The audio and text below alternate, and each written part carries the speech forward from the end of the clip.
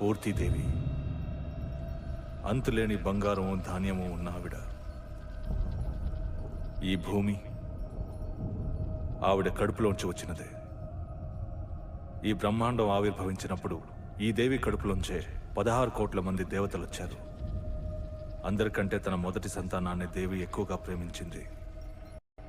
అతని పేరే హస్తర్. మీరు ఎన్ని గ్రంథాల్లో వెతికినా ఈ పేరు మీకు ఎక్కడ కనిపించదు. ఎందుకన్నా? ఎందుకంటే తన దేవి యొక్క బంగారాన్ని ధాన్యాన్ని తన సొంతం చేసుకోవాలనుకున్నాడు. బంగారం మొత్తాన్ని ఎలాగో అలా సొంతం చేసుకున్నాడు.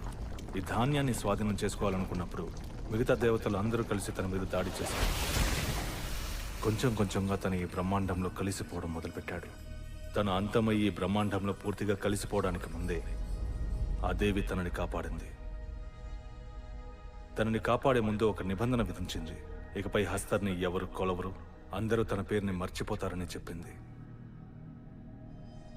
ఎన్నో యుగాలు గడిచిపోయాయి.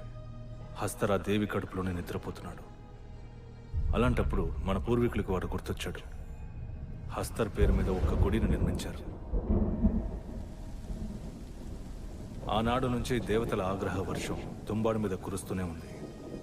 కానీ మనం ఎందుకు హస్తర్ని లేపాలి?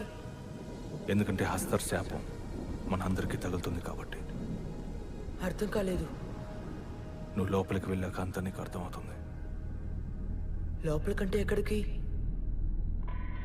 ఆ దేవి కడుపులోకి.